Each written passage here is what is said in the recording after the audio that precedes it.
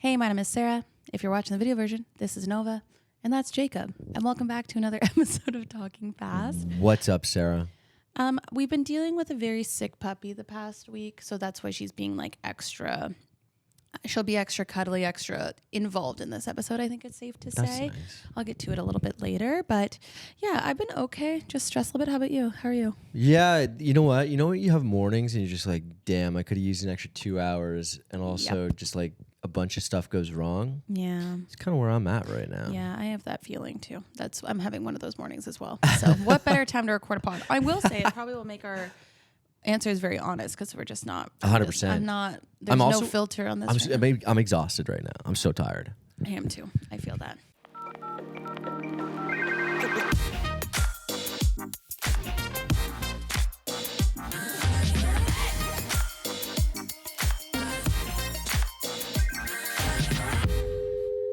Are you also so tired, Nova?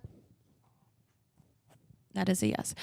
With that, though, what are you eating or drinking this week? I want to go through, Sarah, today, my top 3 beers. Your top and 3 I beers. also want your top 3 beers or drinks. Okay, I can do This beers. is something that I've seen kind of online for years. You know, everyone debates what the top 3 drinks are. Are we speaking types of drinks or the We're literal drinks? like the scenario in which you Got it. have That's what I the thought. drink. Okay, great. Yep.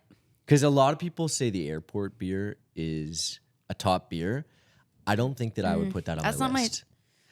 Oh, interesting. Here's my list, and I'm just gonna. This is like kind of off the top of my head. I'm just gonna go with feel, and this is I think my number 1 spot for my top 3 beers was inspired by the weather recently. Just as a little That makes tease. sense. That makes I sense. think I'm gonna put in number 3 though.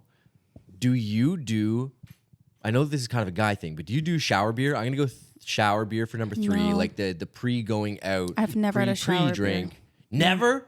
Ever in my life. Oh I've never my had a shower God. beer. Sometimes I'll go, if I'm like gonna rent a new apartment, I'll go and I'll look at the bathroom. And a lot of people say, check out the water pressure. I'm like, no, check out the shelf space to see if it has a good situation. I do for your doing my makeup beverage, but not a shower beer. Okay. Is it the same concept? I would say that's kind of the same concept. Okay, I do it while I'm putting my face on at that kitchen table. You know what the strange thing is though about the shower beer, and this is why I think it's also elite, is because oftentimes I'm not finishing it. Yeah. Especially if you're in a hot shower, it's like That's what I'm saying. Like the whole drink gets a concept little feels warm by the not end, fun so you're for me. really only taking a few sips. Yeah. Number 2 beer. So number 3 is shower beer.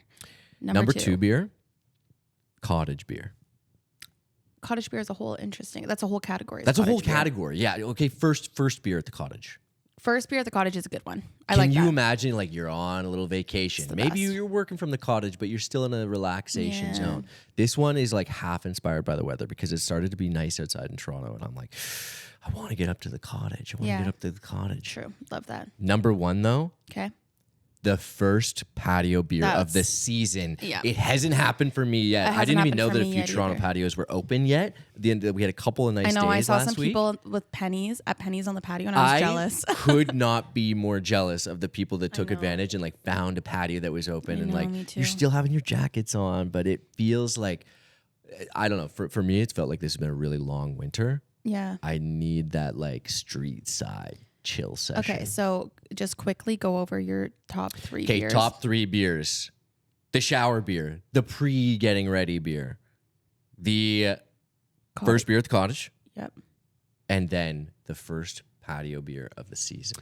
I think I would also rank first patio beer of the season as my number 1. Number 2, I would go a sporting event beer. Like baseball game You're paying beer. a lot of money for those But beers, that's though. why I like really take You're it. savoring I really it more? You're like, savor I it paid more. $18 for yeah, this like short can. I don't drink a lot of beer anymore because I used to work for a beer company, so it just kind of made me not want to do it anymore. So I really only consume beer at like outings. I don't drink it at home really. So I would say a sporting event beer because it's like part of the experience. Like I don't go to a Leafs game and order like a vodka soda. You know? Okay, I do like that. Can Like I at a can I give baseball an game. honorable mention? Yeah. The concert beer. Oh, I think a concert / sporting event, like an event beer. Like I the guess. event. You know what? The That's a event good beer. one. That's a really good one. Because like nothing like the pints at Oasis at Wembley Stadium. Like that was crazy. That was unbelievable. True. And then they were cheap enough that we didn't care that we threw them in the air.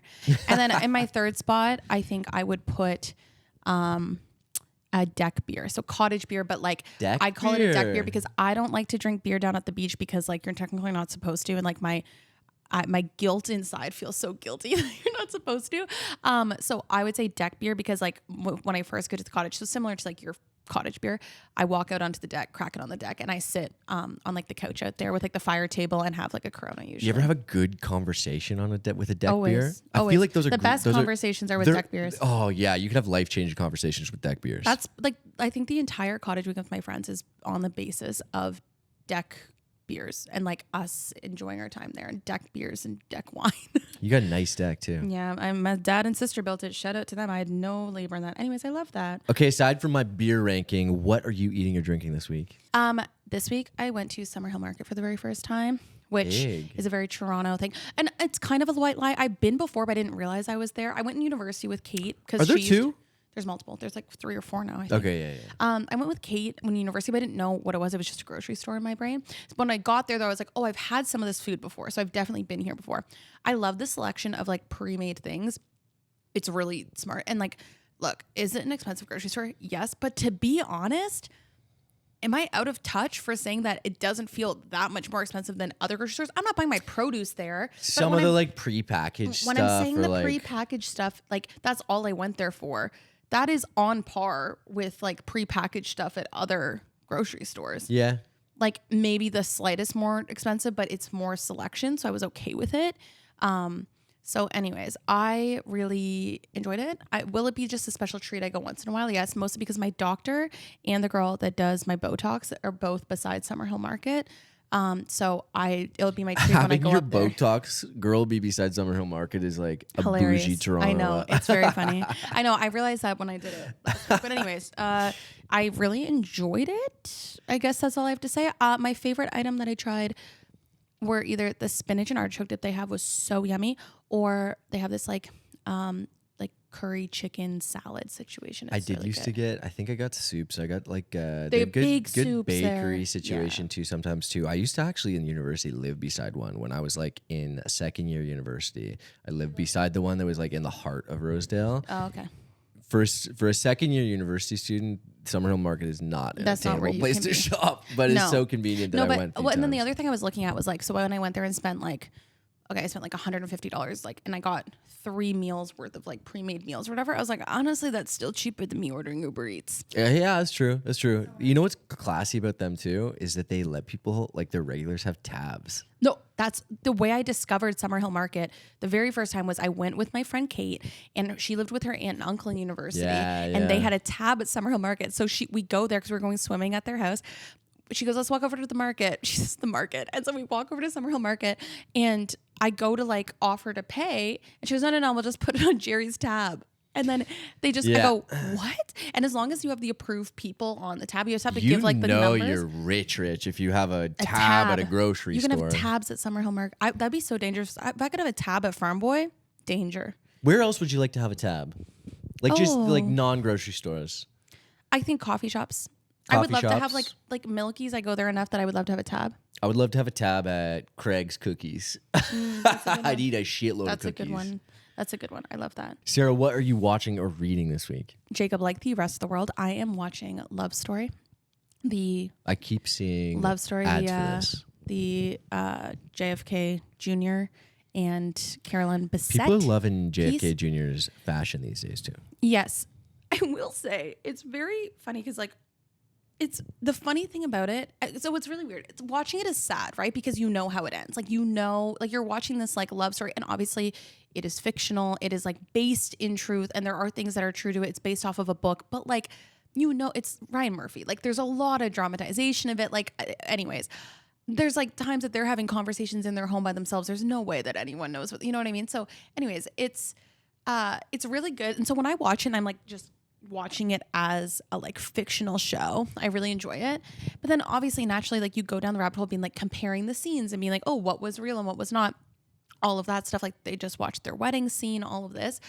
But it's funny because people on the internet, like there are people that are getting mad that people are talking about the fact that they died tragically in a plane accident.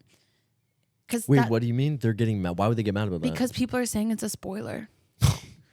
Like that's the state of the internet we're in. People are saying no spoilers on a show that is based in history and truth. That would be like maybe saying, some Gen Z just are not tapped in on history. Well, maybe, but people are going no spoilers. Wait, what happened? Or wait, what happens to them? What? It's like watching a 9/11 movie and being 100% being like, whoa, don't tell me what happens. Don't tell me what happens. Or like the Crown. Whoa, that's a spoiler. What happened? She dies in Paris? Like all of these things. Anyways, so it's really that the discourse of that has been very entertaining, to be completely honest. But okay. I do really enjoy the show. I also love that appointment viewing is back. It's kind of the whole purpose of this rant is it's the first few episodes were released and then it's releasing weekly. Classic. I love that people are back with weekly appointment viewing. You and I with The Pit. Okay. Like, this is what I'm talking about and watching this week because I get so psyched up. It's Thursday when we're recording this. The Pit comes out on Thursday. New episode tonight. But it's like I'm at the point now. The Pit is one of the highlights of my week. No. Okay, Nolan and I had this discussion because Thursdays, I'm such a person that's like almost never home just like watching TV, right?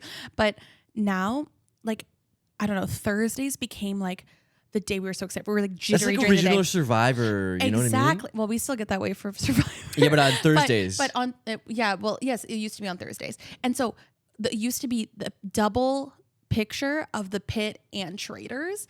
Oh, yeah. And so now we have The Pit, which is still exciting. But like it makes Thursdays like, ooh, it's Thursday. You know what my double feature is, or the double feature in our house? It goes, we watch The Pit for the first hour, and then for the next 6.5 days, Haley gets to hear me being the charge nurse, Dina. Oh, give me your best.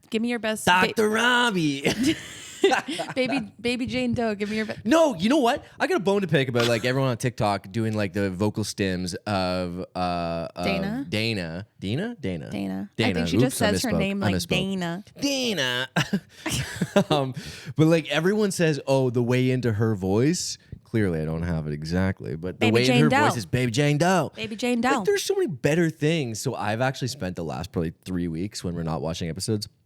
I'll just return to her voice and just talking about like not even lines from the show, but just speaking in her voice as if I am Dana. Yeah. I love Dana. I love Dana too. There's a reason she's winning all the Emmys and everything. She's fantastic. She's got some good interviews too. She had an interview with Stephen Colbert, which is really good about her own loss and whatnot that has led to her success, or at least. I also just love to see a woman that like has been a working actor for such a long time, but really hits her like success a little bit later, like in her 50s, like later in life. It's good to have that because they're also, and this is another stupid thing. People are calling out a lot of the Pit actors for being like nepo babies, and like a lot of them are just like a big stretch, mostly because Mel is Bryan Cranston's daughter. Yes, but like. Also a talented actor. Yeah, and also like it's a lot of their first acting gig ever. Yeah, I'm like, just like nepo baby. It's like I've never seen this person before. Also, it's maybe like it's not like she pretended. Oh, well, it's because the girl that plays Santos, her father is a really well-known actor. I want to say Filipino actor, but he's like really, really well-known. And so he was one of those guys that when I saw his face, I went, oh. The Pit? How about this? The Pit, one of them, I think the most annoying, the thing I love the most about The Pit is Dana. The thing I am annoyed most about on The Pit is Santos. Yeah. Santos, do your charts already, Santos. What the hell, Santos? Why is Santos the only one ever doing the charts? But also, it's because she feels like she's going to get failed if she doesn't do the charts. But also, just do your charts after the shift. I know. And then also, like, I'd fire her. It's hard to root for her. It's hard to root for her. Just do your charts. It's hard to root for her. It's not that hard. Then when you have like people like Mel, who is like sweet angel Mel, who I love so much. Yeah, I love Mel. I love so much. Anyways, I also agree though that The Pit has become like the highlight of my week. Oh. What are you listening to? Harry Styles. Okay, album check. First of all, did you see that he went on Brittany Broski's Royal Court? I haven't watched it, but I did see that. I saw it within the first 20 minutes of it being posted, and I squealed audibly. Do you want to know why? Because that would be like Taylor Swift sitting on this couch. That's the comparison. Brittany Broski. Oh, well, you can be appearing on a podcast. No, appearing on her show. Brittany Broski's been like such like a diehard Harry fan for so long. I see. I didn't know that. The comparable of like, that's why the only like influencer type show he did was hers, and that's because like she is a true fan. And so when I saw Harry Styles in Royal Court, I audibly gasped because I just took me to the feeling of like so proud of somebody who's like a fangirl and like understands like the artist and loves the artist and just wants to do a great job, but then also has become successful enough to put themselves in this position. And it's a great job. Like the episode's fantastic. I honestly would recommend watching it. Yeah, but you know what? I think that my favorite thing about Harry Styles and the album release and the press tour is that he's doing non-traditional press. Yes, and agreed. yes, maybe like he hasn't done a ton of like other like creator-led podcasts or something like that, but he is doing other interesting things in other scopes. Yes. My way into it to like I'm only gonna like. I wasn't intentionally avoiding Harry Styles press, but I was like, I'll read this article. He did a huge like one-on-one with an author of one of the most famous running books and a runner who's another creative person, obviously, as an author. That then was like observed, recorded by, and then put into a long-form article in Runner's World with like one of the most amazing like running shoots to accompany it, like photographs to accompany the piece. A great just one-on-one interview about creativity and running specifically.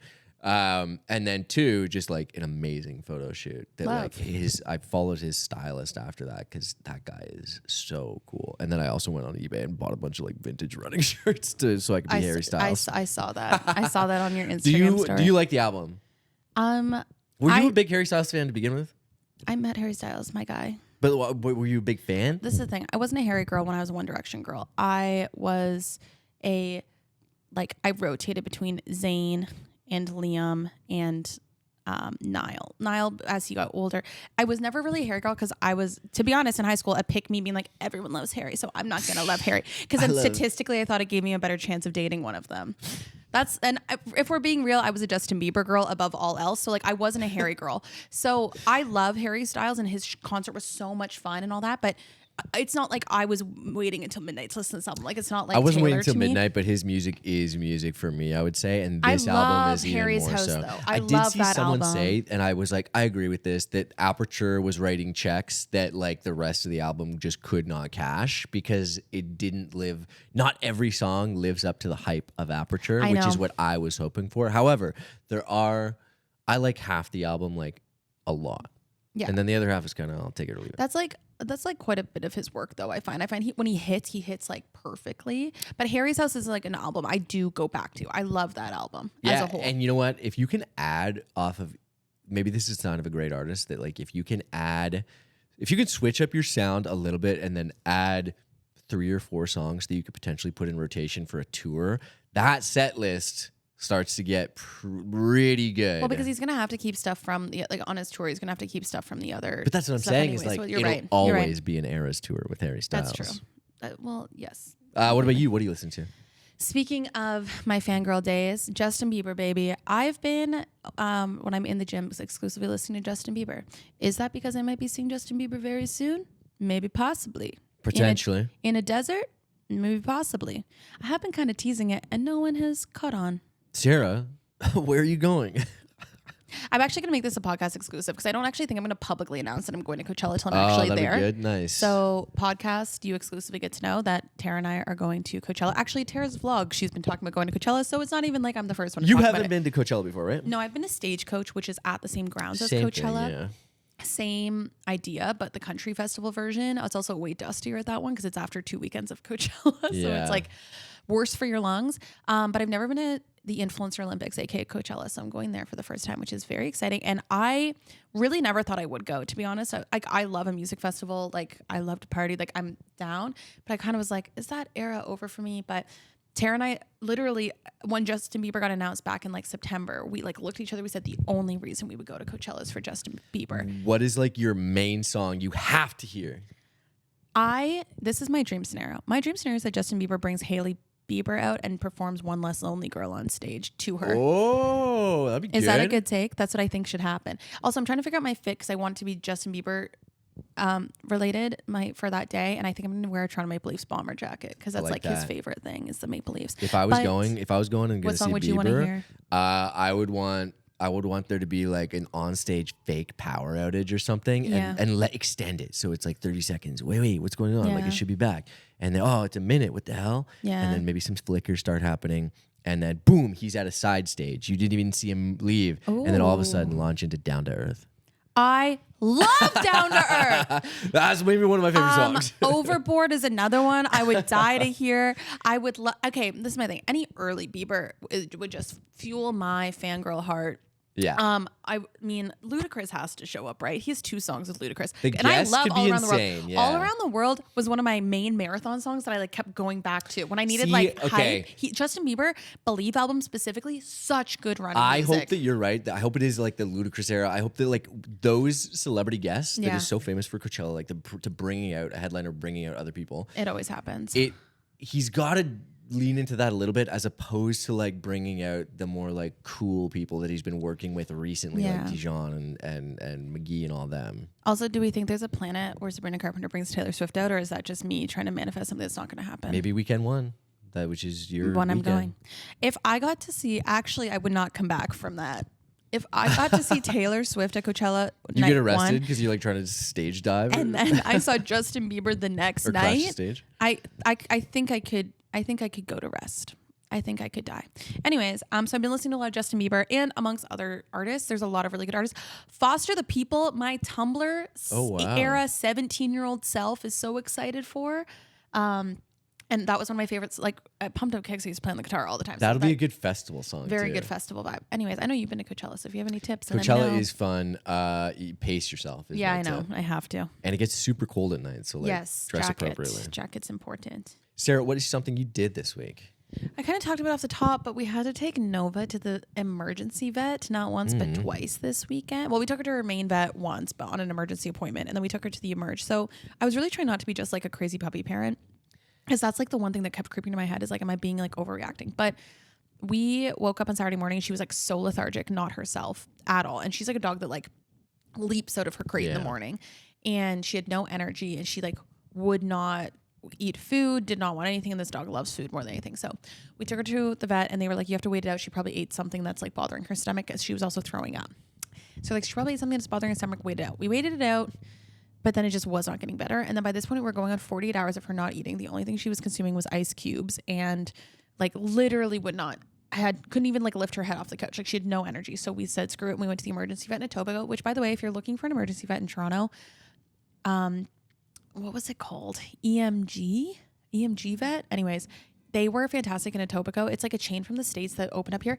It was like the most welcoming environment. Everything is set up like couches, like, and they bring all this stuff to your dog. So like when she's like laying on the ground and needs like blood work done, when she needed like, they need to do all these tests on her and everything, they come to her instead of like trying to put her on like that metal stand situation. Like everything felt very like calming, which I really appreciated, because obviously I was like a nervous wreck. She got x-rays. We did everything. Get pet insurance, and you can, it's very important. But we did all that, and she ended up being okay, but it was just like a GI tract infection. And they're just like, again, the annoying part is like, there's no way to know what caused it. It's just like, she probably ate something on a walk. So she's still not back to 100%. She's decided now she doesn't like her kibble, which is a fun experiment for me. She will only eat treats right now, but we're going through our first like little health How do you scare. feel on the other side of that? That's like well, you never hope that happens, but like I feel like it's such a common thing to have like a health scare. Yeah, with a new dog. And sometimes it's nothing, and sometimes it actually is something. I felt validated that it was something, because I knew it wasn't nothing, because I was like, this dog, I know my dog, and if anything, it just proved that like we know her so well, like we know her personality traits and everything. So I felt validated when I called the emergency vet first, being like, these are her symptoms, should we bring her? And they're like, yes, like if she's probably dehydrated, at the very least we'll give her an IV drip to make sure she gets hydrated. And why again. Not just err on the side of caution? 100%. Like why, you know? especially when we have insurance. That's the main reason why we bought like a premium pet insurance, is so that we would not have to ever question, should we take her to a vet? Because to be honest, I was sitting there in that, and it's an open air area. I was sitting there listening to other pet owners debate on which tests they should get because they can't afford it. And that's so devastating, because like And so as soon as we walk through the door, they go, "Do you have insurance?" And I would go, "Yep." They're like, "Okay, thank God." And then like I think it helps the doctors also feel. Like I feel like it is more rare that you have pet insurance. A lot of people don't have pet insurance. A lot of people don't. That trip, $1,800 for and the other, so almost $2,000 this weekend just on that, and we only had to pay the first $300 of it because of our deductible. Yeah, so like great. That alone, the fact that I've never had to question if we should I never had to question if I should take her. Granted, if I didn't have insurance, I still would have taken her, but you know what I mean. Like I didn't have to like second guess myself. Yeah. But I feel a lot better now. Now it's on Monday morning when she woke up and was like back to her normal self, like her normal personality, and was like running around and like being kind of like a little shit again. I was like, okay, thank God, like this is my dog. Because it was like, it's scary when you're just seeing them like lay down and like they have no energy and they like look so confused. That's the toughest thing, because you can't speak to them and like communicate what you're actually feeling, right? You kind of have to. So she has, you guys saw it, she has like, you might have seen it in the beginning of the video, so her one part of her leg is shaved right now because they had to put an IV in. Yeah, and obviously funny. I knew logically that when they'd have to do that, but when they brought out the shear they started shaving her, I went and he's like, "I'm sorry, I have to." I go, "No, it's okay." He goes, "It'll grow back." I go, I know. Especially because like Nova's she doesn't have like long hair, but she's got longer hair. Brooklyn, you don't really see that. They probably wouldn't even have to shave Brooke down for it. It's like she's got such short hair that it kind of looks similar, or it grows back in a couple of days. Anyway, so I spent the entire weekend just like stressing about her. That's and scary, just, but like, I'm glad. Yeah, I'm glad she's okay. She just now is being picky of an eater, which is something that we're gonna have to work on. And now she's sleeping silently. And she's sleeping quietly. If anyone has experience with picky eating dogs, let me know. What is something that you did? Sarah, I debated this for a long time. And then I started to get FOMO as I saw more and more people running outside. And I was like, am I really not going to sign up for a marathon this year? So I signed up for Toronto again. I'm doing the marathon. I'm doing the marathon in the fall here again. I'm running it back. Same one that I did last year. And are you just going to try to PR? Is that the goal? I don't know yet. Because that's going to change your training, right? Like my training block is going to kick off at the very end of June, which would be fun because we can go and do Europe and have a good time and then come back and training will start. But yeah, I don't know what the goal is right now. Part of me is like, do I just go all in and try to get another big PR?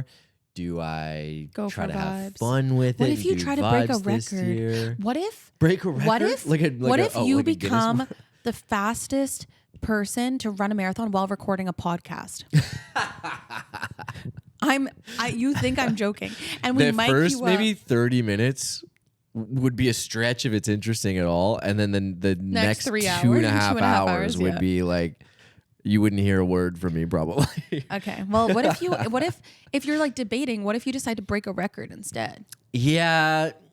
You're not someone that would I'm not that's never interested me, honestly. Like I think that the main thing is me wanting to like just break my own records, which is just be a PR, trying to get a PR. But there's just the amount of work that goes into a PR is that's the thing. Is like the debate that was going on in my head about running another marathon this year was like it is such a huge amount of work. But here's what it led to me, and this is the most important thing for me even choosing to sign up with that sort of thing, was that I am always a better version of myself when I am training for a marathon, and B, I get insanely fit and healthy. And that is like, I was like, well, if I have two options, one, I don't train and I just run casually and I, am unfit and slightly less healthy, or the option is to train hard and, be fit and healthy. I was like, well, who cares what the final goal is, but at least I'll have my health.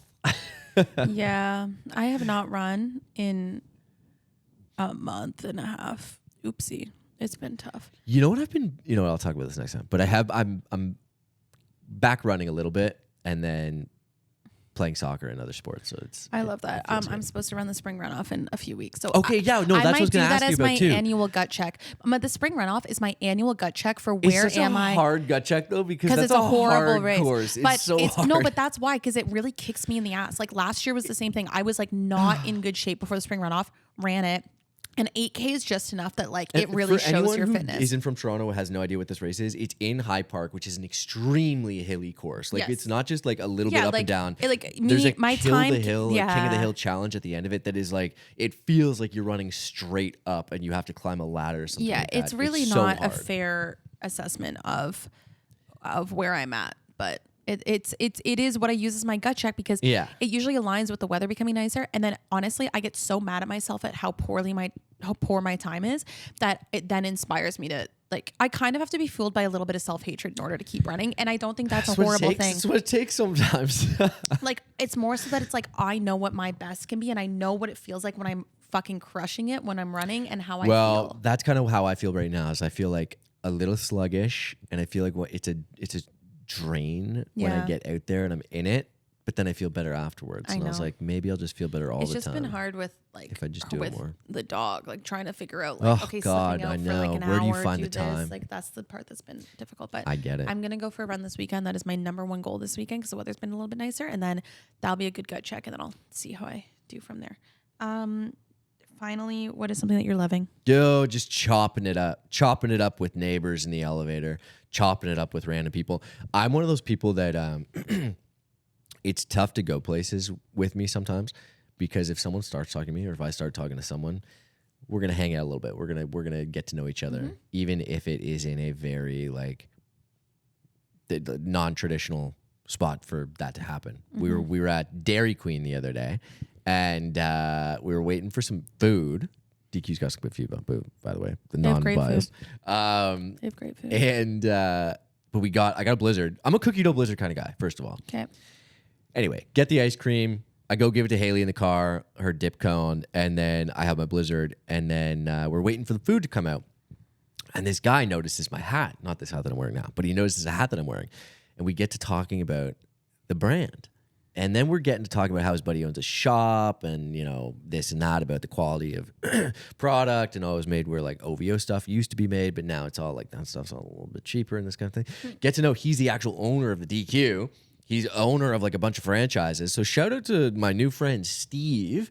I don't understand people that live in the world and like don't want to talk to other people though. Yeah. I love just chopping it up. And also you never know who you're going to be meeting. Exactly. And now I'm like, oh, I got my now buddy if Steve you go back to that DQ and you see Steve, you damn well know Steve will probably give you your cookie dough Blizzard for free. Maybe. That's not even what it's about though. If I know, walk but in, it could happen. Here's the two scenarios, right? You walk in, you order a cookie dough Blizzard, you get your cookie dough Blizzard and you leave. The other option is you walk in, you get your cookie dough Blizzard, you see Steve, you dap him up, you say, "What's up, Steve?" and then you leave. That one sounds cooler to me. Honestly, still both wins.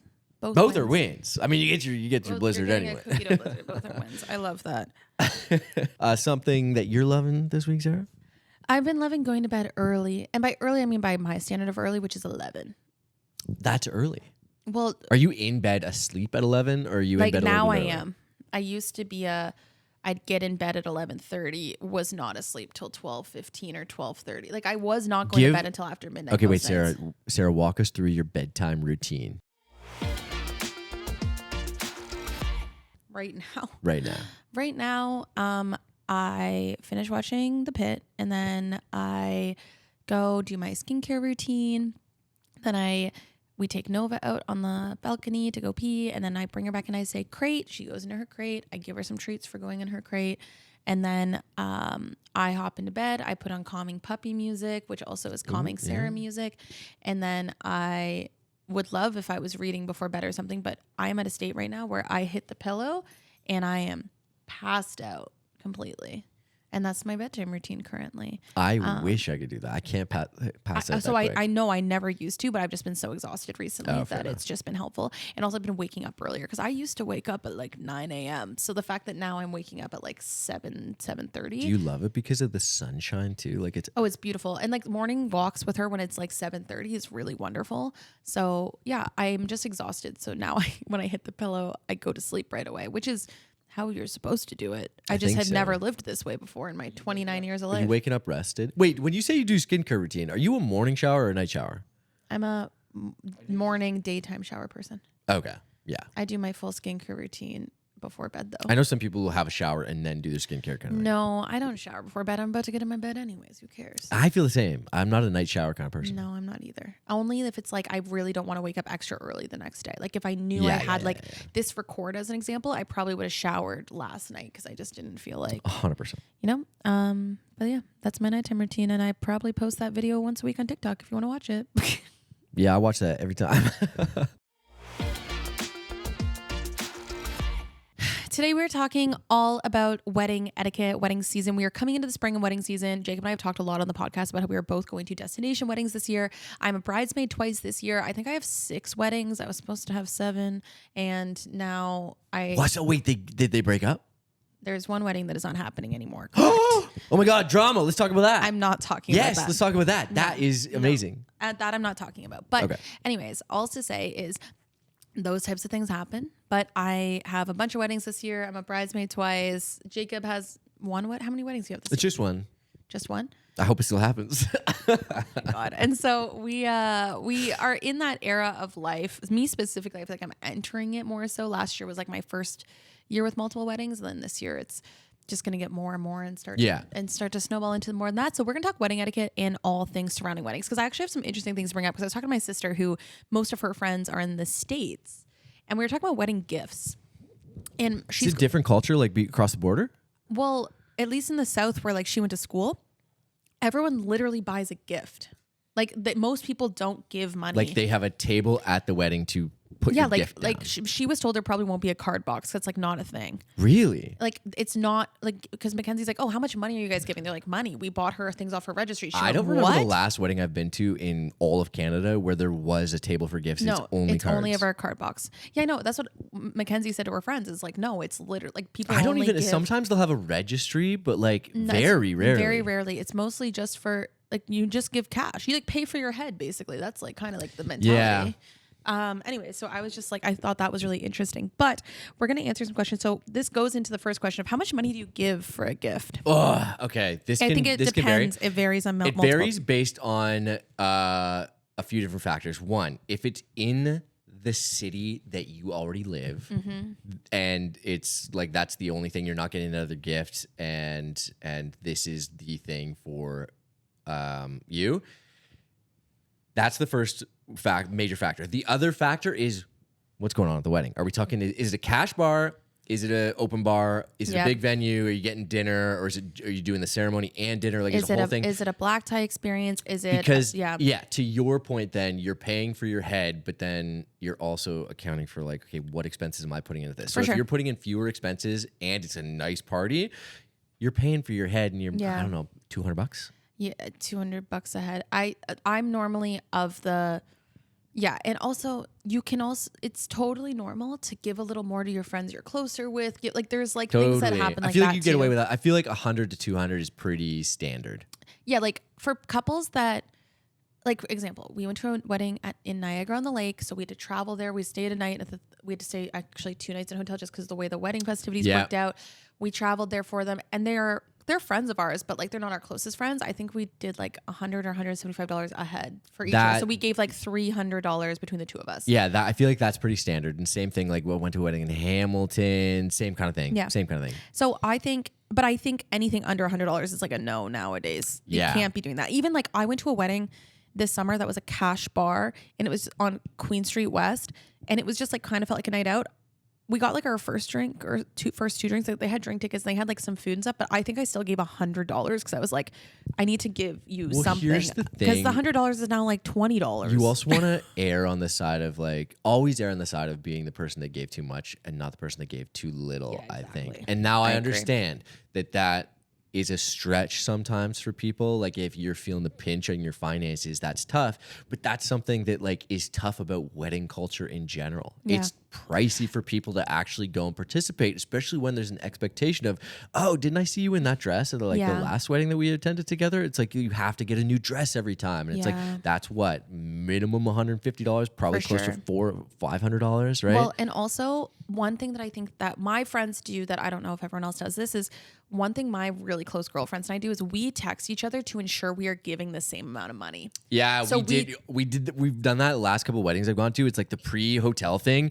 Everyone's got their cash. It's like, what are we doing here? What are we doing? It is so much better. It's a win for everybody to across the board all agree to give the same amount of money rather than as an example, because they're opening that card and they're like, oh, Billy gave, $50 and if they realize less. that everyone gave the same, it's like, you're not dumb. You're going to figure out, okay, they all are giving the same. Like Haley and I were bridesmaids in a wedding last year.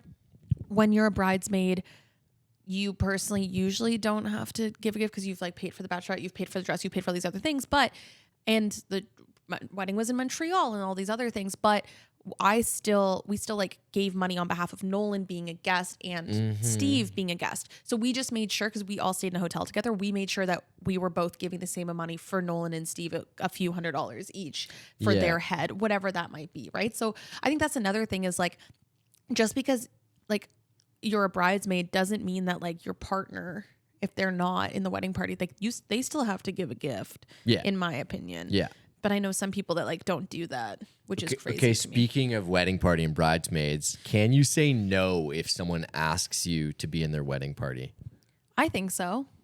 Yeah, Why would you not be able to say This is probably no? based on your personal relationship, but like here, case in point, I think a big one for people, especially these days, talking about feeling the pinch around finances and stuff, is that it's an investment sometimes to be a member of a wedding party, especially if there are commitments to like travel on a bachelorette party, buy the wedding dress or the bridesmaid dress, or like the suit for the groomsmen that are gonna look aligned with everyone else. Like that could be a big expense. I think you can say no. I don't think a lot of people do, if we're being real. I think most people feel like too uncomfortable to say no.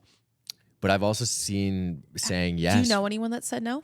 No, but I've known people that should have said no. No, well, for sure. Like I know people that should say no that don't. And I think it's easier to say, because also what's happening now with wedding culture is like more people get invited to the bachelorette party or the bachelor party than our groomsmen or bridesmaids, because it used to just be the groomsmen and the bridesmaids. I think that you can't say no to being the best man, maid of honor. I think if someone asked you, "Oh, will you be my best man?"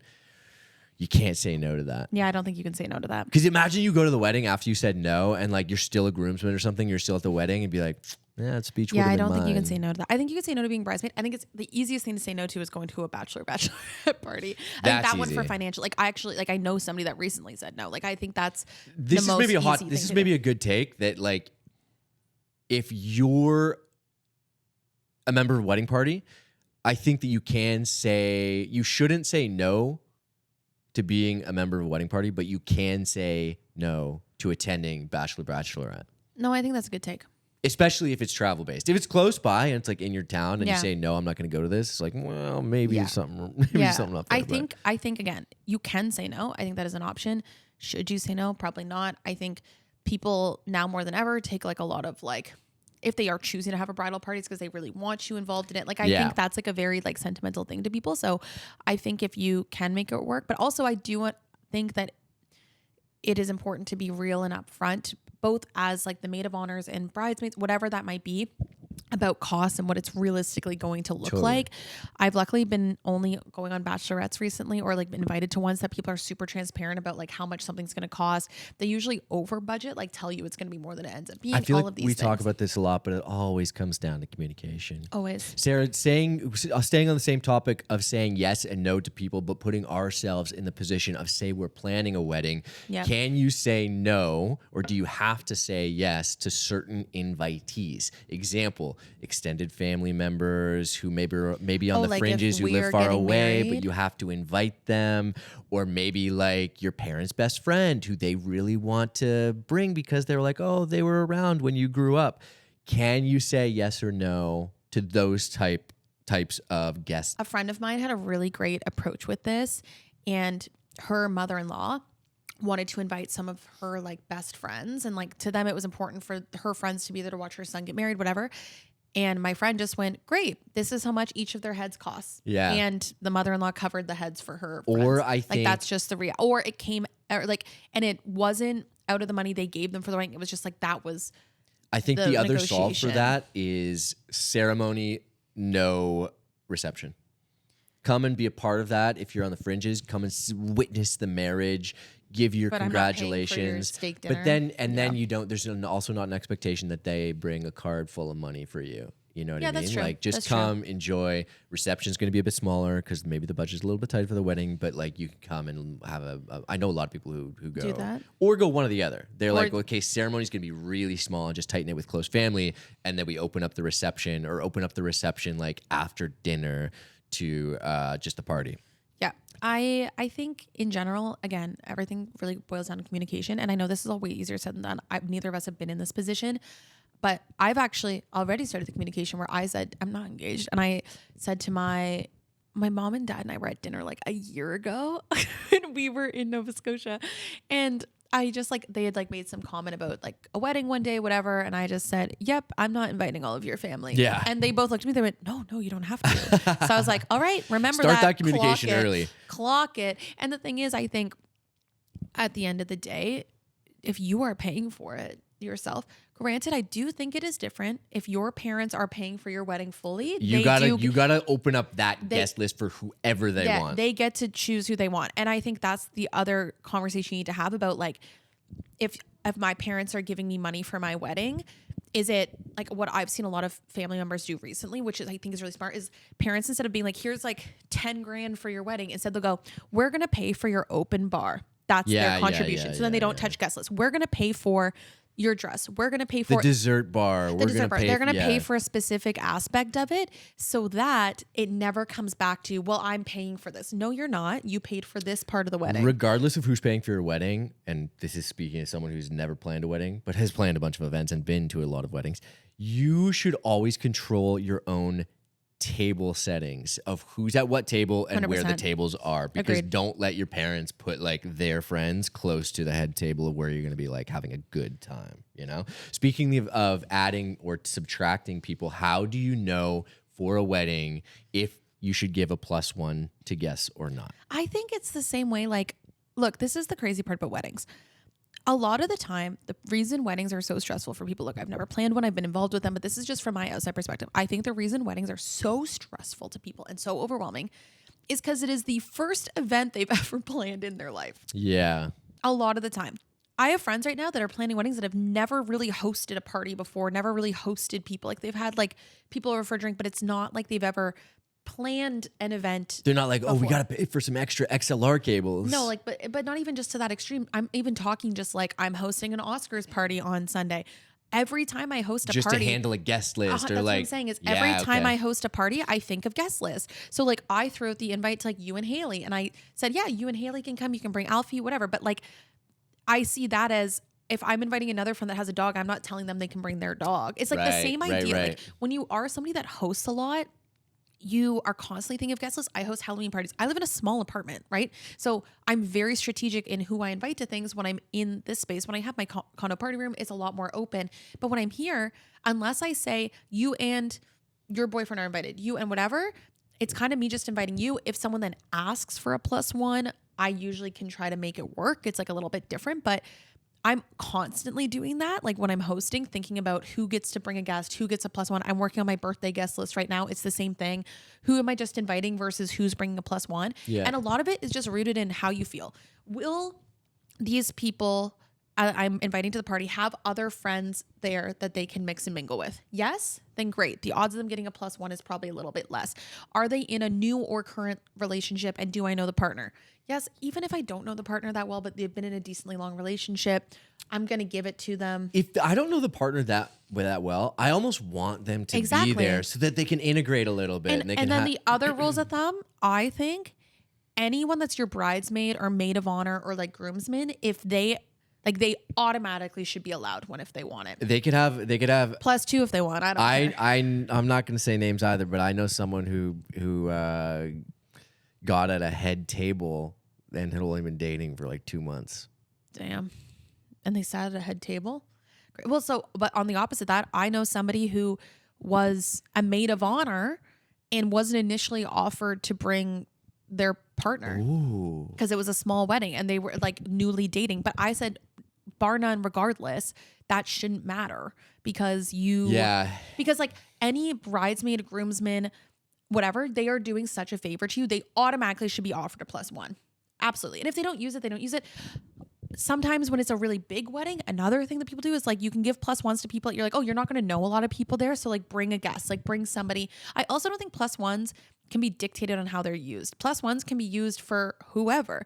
If I got invited to a wedding and I had a +1, it's just +1. It's not me plus like Nolan necessarily. If I wanted to bring Jacob, if I wanted to bring Jaden, Haley, I should be allowed to bring them. I like it's just that. +1. I've been +1s at weddings do not have to be your partner. Exactly. Good take. And Good so take. I went to a wedding where I was Haley's +1. And it was for John, the guy that used to do my taxes, and Maddie. And I knew Maddie and I knew John, but I wasn't like tight with them, like not tight enough to get initially invited to the wedding. But Haley got a +1 because she wasn't going to know a ton of people there. And their whole thing was, we just want you to bring someone who's fun and going to bring the energy up. And thinking, Sarah, if you're listening to this podcast right now and I know you and you're maybe going to a wedding, bring me as your +1. Exactly. I want to go. Jacob oh my God, I'd be so good at that too. Also, there should be professional +1 services where people can just like come and be like. Speaking of chopping it up with Steve, let me chop it up with Uncle Steve at the wedding. That's your dream. And everyone has an Uncle Steve. Everyone has an Uncle Steve. But also say is a +1, if you do choose to give it, cannot be dictated. I believe it should just be like, if you're addressing them by name, you're addressing them by name. So example, my invitations, I'll say like to Sarah Jenkins and Nolan Cattell. That means that's who I'm bringing. It doesn't say Sarah Jenkins +1, whatever that might be. But you shouldn't be able to dictate who the +1 is. It can be anybody. Bridal party should all get +1s. And then everyone else, it is up to your own discretion, and how you choose to do that, completely up to you. It is your hosting gig. You are hosting this party. As someone that hosts a lot, it is stressful and it is a lot. And I understand the experience of like, am I leaving someone out? Am I doing this? Like there's all of these layers to it that make you feel a lot of things, but just know that as long as you're being consistent with how you're doing it, it's up to you. I like it. Sarah, there's been a trend on TikTok and across social media of people who have just gotten married calling out their wedding guests for not showing up. If you RSVP that you're coming to a wedding and you don't show up, what should happen to you? Should you be like shunned for life, never invited to weddings again? I saw a girl on TikTok that in her RSVPs put a caveat that if you don't show up, they will invoice you for your plate. I think that that's a good take. I was talking to a friend maybe a couple months back, and he was saying there were like, he invited fringe family members, like cousins, distant cousins and that sort of thing, as like a nicety, speaking of what we're talking about. Oh, do you toss out invites to people who, you know, maybe are on the edges of making that guest list? And he did. And then they didn't show up. And he was counting on them and had paid for all their dinners. And he said that he was livid. I'd be mad. Because you've already committed to what could be like $150 a head for the dinner and bar and all that kind of stuff that you're getting charged as the person who's hosting this wedding, getting married. Now you're out, what, like $500, $600, $700 because of no shows? At least, look. That's one of the rudest things you can do, I think. I think it's one of the rudest things. I also, like, I don't, like, so much of wedding culture and wedding discourse online is negative. Everyone is so, like, I have to go to this wedding or I do this, like, all, like, complaining. At its core, being invited to somebody's wedding, I see it the same as being invited to someone's birthday party, being invited to, like, anything that somebody has put on, has planned, has put thought into, and has put their money behind is, one, how you build community, two, how you show up for your community and as a friend, and three, it is like, I don't know if saying an honor is too big of a word, but it is. Like, I get so honored / flattered when I am invited to somebody's wedding or wedding festivities or any of those things that I will always try to make work. So I can't even fucking fathom not showing up, or like not showing up without, like, with RSVPing. I think that is so rude because I get pissed off about that when it comes to a party in my house, because same deal. You're ordering food based on how many people have told you they're going to come.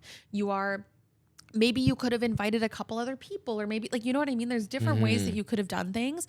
And it's so disrespectful to somebody that is putting in their time and effort to try and put on an event that you and I think that goes both ways. It goes that way with no shows, but it also goes and applies to people who show up and either A, make it about them and make it a sad fest, or just have a bad attitude at a wedding. It's like people, like groomsmen who are just sitting around like, oh, I wish I was getting married. It's like, shut the f up. Have you seen that? Yeah. At grooms. I haven't seen grooms, and I've seen brides, like not bridesmaids even, like just like women. And there are people that once they get drinking, they get in their sad feels, and then it's like, listen, suck it up, buttercup.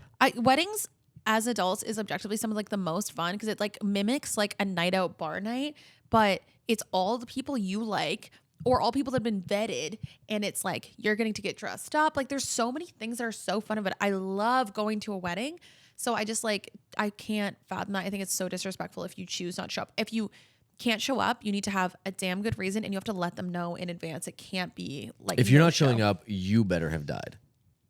Yes, pretty much. Sarah, to end this episode, let's do some rapid fire questions about weddings. Bouquet toss or garter toss? Is it in or outdated? I think garter is definitely outdated. I don't want to wear garter. I could see like garter coming back in like a little bit of the fashion-y kind of like, let me get garter something fun toss to wear. is definitely out. Bouquet toss still has happened at pretty much every wedding I've been to. Here's the thing. My take on the bouquet toss is that like florals are so expensive. What are you doing tossing those around? It's true. And also a lot of people now, they just toss it for the like symbolic part of it, but then they take the bouquet back because they want to be able to dry the flowers out and make it art. That's nice. I do like that. Okay, how about this one? Engagements or big announcements in the middle of someone else's wedding. If it's someone else's, no. If it's the bride and groom, yes, that's allowed. Like the bride and groom can tell you that they're pregnant or something. Like they can do any of that. Okay, what is your take on surprise weddings? I feel like this is also a trend where people say, "Oh, come to our engagement party. Jokes, we're getting married tonight." Honestly, I don't mind it. I think it's tacky. Really? Yeah. I don't mind it. I just think you then can, and look, the debate online is then, can you get mad at people for not showing up? But when it's just an engagement party versus a wedding, because people will usually put in more effort into attending a wedding versus an engagement party. So I do think that comes with a caveat of you can't really get upset if people choose not to RSVP. The reason I think it's tacky for having a surprise wedding at an engagement party comes from my position as a guest. If I show up and I'm not like feeling like I could have, like I'm not dressed for a wedding. Yeah, that's true. I'm like, oh my God, we're about to have wedding photos where I look That's like true. I'm at a That's casual event. That's fair. Yeah, I would personally never do it, but I think whatever, choose your own adventure. Okay, I love this question. Wedding favors, cute or pointless? I think they're usually pointless. I think that they're usually pointless too. I don't want your face on like a bottle of wine Or that's your like a name. shit bottle of wine. Don't put your the money name. into it. Put the money into like a good dessert bar at the wedding that everyone's going to enjoy. Yeah. And like or like a photo, like I always think a photo booth in itself is a favor because you're getting a printable photo to bring That's home. fun. Like That's in fun. itself you know what I mean? I don't need anything else. And especially because like, oh, if we're going to an after party, I don't want to be like bringing something with me. Yeah, I don't think a favor is necessary. I think when people have done it, you're right, as desserts or those things.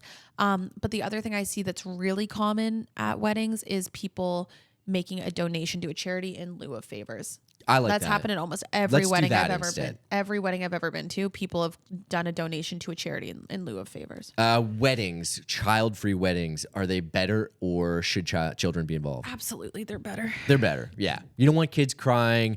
I get it. If the people are getting married have kids, have them involved in some sense Yeah. for sure. But at the reception, I feel like you're having a party, I right? think Kids it's don't even belong in a less party. about the kids crying for me. Like it's less about them disturbing a ceremony or the wedding. Like that part, like no one gets mad at. Like I It's don't more mind about that. them like taking It's- their parents into It's parent more, mode. yeah, it's more about like the party aspect, the parents. Like I mean, find, if the kids can the party, dance- if the kids can drink, like yeah, of course. That's, but I mean in the sense of like it's different for like the party aspect. Like I feel like what happens when kids are at a wedding is the dance floor becomes all about like the little kids dancing in the middle of the there's dance too floor. many cute moments.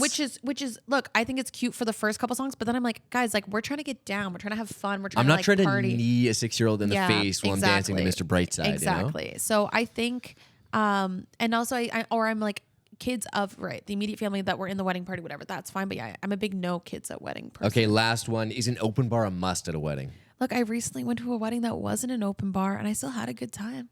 You can have a good time for sure. I think that it helps people have a better time if it is an open bar. I have another rapid fire question for us that it's based off of like very recent like TikTok discourse and wedding conversations.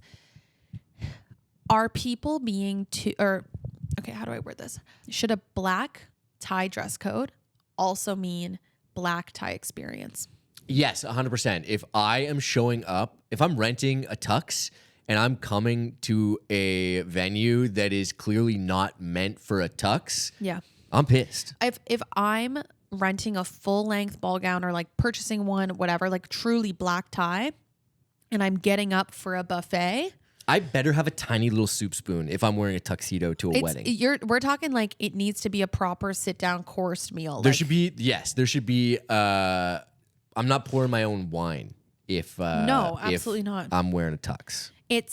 I think people use the term black tie way too much for something that is not a black tie experience. Interesting take on weddings and wedding websites and wedding information. There needs to be a standardization of like what the dress formal code attire is? and like dress code descriptions, because people are getting way too creative and descriptive with their dress codes, which is actually making things much more confusing. I literally would just add a vision, like a mood board. I would Mood literally board, add yes, a mood mood board. board. You have a website. Why not add it and be like, this is what we're thinking you should wear. That's better. It's not saying you have to do exact. It's just like inspiration. All your girlfriends are going to text you anyway saying, what are you wearing? Send me a photo. You might as well just put it on the website. Yeah.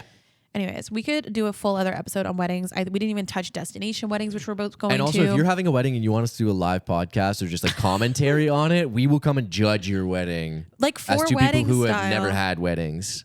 We would love that so much. But also, if you are getting married, congratulations. You can invite us. We'd be great wedding guests. Or if you called off your wedding recently, send us a message because I want to talk about it. Yeah. Jacob wants to chat. Thank you so much for watching this episode of Talking Fast. We're here every single Wednesday. We'll see you next week. Bye.